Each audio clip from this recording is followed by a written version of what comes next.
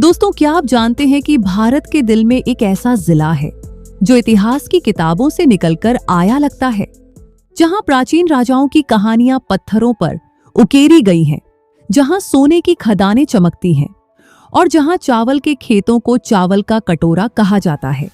जी हां, हम बात कर रहे हैं कर्नाटक के रायचूर जिले की। यह कर्नाटक के ऊपरी हिस्से में बसा हुआ है, उत्तर पूर्वी कोने में। चारों तरफ से दूसरे जिलों ने घेर रखा है। ऊपर यादगीर, बगल में विजयपुरा और बागलकोट, पीछे कोप्पल, नीचे बेल्लारी और सामने तेलंगाना और आंध्र के कुछ जिले। डेक्कन पठार पर सीना ताने खड़ा ये जिला कुल करीब 8,500 वर्ग किलोमीटर की जमीन पर फैला हुआ है। सबसे मजेदार बात यह है कि उत्तर से कृष्णा नदी बहती है और दक्षिण से तुंगभद्रा, दोनों के बीच का इलाका है ये। इसी वजह से इसे रायचूर दोआब कहते हैं, मतलब दो नदियों के बीच की हरी भरी जमीन। इस जिले की सड़कों पर ज्यादातर के A36 नंबर प्लेट की गाड़ियां गर्व से दौड़ती दिखाई देती हैं। अब इतिहास की बात करें तो रायचूर की कहानी बहुत पुरानी है, 3-4 हजार साल पीछे जाती है। यहाँ पुराने पत्थर के औजार मिले हैं। सिंधु घाटी वाले लोग भी शायद यहीं से सोना लाते थे। सबसे बड़ा सबूत अशोक का है। मस्की नाम की जगह पर उनका शिलालेख मिला, जहां पहली बार अशोक का नाम साफ लिखा है। पहले के शिलालेखों में वो बस देवनंपिया या प्रियदर्शी कहलाते थे, लेकिन यहाँ लिखा है देवनंपियासा अशोक। ये बताता है कि यहाँ बौद्ध धर्म फैला था और अशोक कहते थे कि कोई भी साधारण इंसान अच्छे काम करके ऊंचा बन सकता है। उसके बाद सातवाहन आए, फिर वाकाटक, कदम, चालुक्य राजा पुलकेशिन ने पल्लवों को हराकर यहाँ कब्जा किया। राष्ट्रकूटों ने 8वीं सदी में राज किया। कोप्पल को महान कोपना नगर कहा। चालुक्य, चोल, कलाचुरी सब आए। फिर काकतीय रानी रुद्रम्मा देवी के सेनापति ने 13वीं सदी में रायचूर किला बनवाया, जो आज भी मजबूत खड़ा है। दिल्ली के मलिक काफूर ने 1312 में लूटा। फिर विजयनगर साम्राज्य आया। 1520 में कृष्णदेवराय ने बीजापुर के आदिल शाह को हराया। लाखों सैनिक और सैकड़ों हाथी थे युद्ध में। बाद में बहमनी, बीजापुर मुगल औरंगजेब ने कब्जा किया। फिर हैदराबाद के निजाम के पास रहा। सन 1948 में भारत में शामिल हुआ और 1956 में कर्नाटक का हिस्सा बन गया। यहाँ हर द्वार के शिलालेख मिलते हैं, कन्नड़, तेलुगु, अरबी, फारसी सब भाषाओं में। अब लोग और आबादी की बात।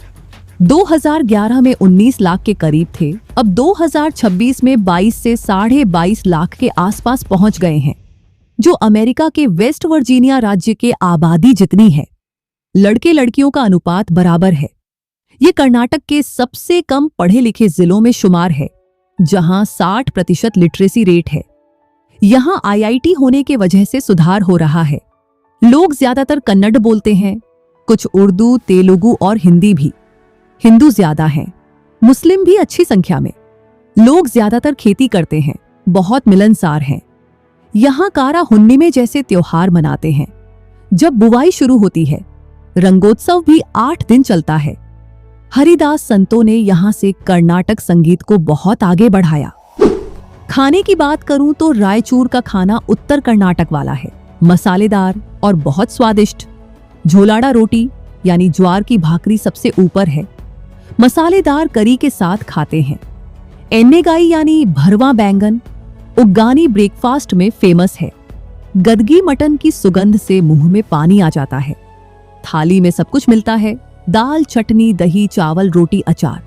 चावल यहाँ का राजा है। कर्नाटक का चावल का कटोरा कहलाता है। कपास, सूरजमुखी, मूंगफली भी खूब उगती है।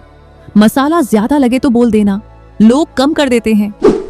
घूमने की जगहें भी कमाल की है। रायचूर किला सबसे बड़ा नाम है, 13वीं सदी का।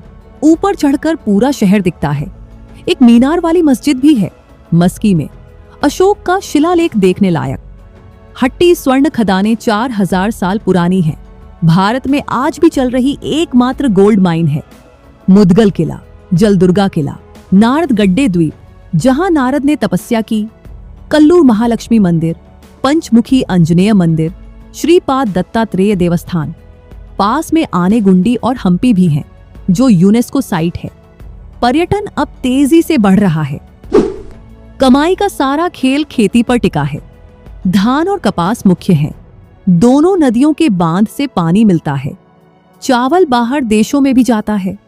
हट्टी माइंस में हर साल 700-800 किलो सोना निकलता है।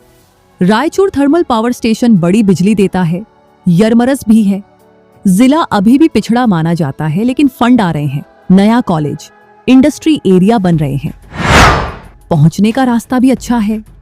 रायचूर जंक्शन मुंबई चेन्नई लाइन पर है। दिल्ली, बेंगलुरु, हैदराबाद सब ट्रेन से जुड़ा है। सड़क से NH17 से अच्छा कनेक्शन है। सूरत चेन्नई एक्सप्रेसवे बन रहा है। हवाई अड्डा यरमरस में बन रहा है। अभी काम चल रहा है। उम्मीद है अगले 1-2 साल में चालू हो जाएगा। तब तक हैदराबाद या बेल्लारी से आना पड़ता है। तो भाई, रायचूर ऐसा जगह है जहां पुरानी कहानियां पत्थरों में बसी हैं। खेत हरे भरे हैं। सोना जमीन से निकलता है और लोग दिल से मिलते हैं। अगर कभी घूमने का मन हो तो जरूर जाना। किला देखना, भाकरी खाना और हट्टी की खदान घूमना मत भूलना। Thanks for watching.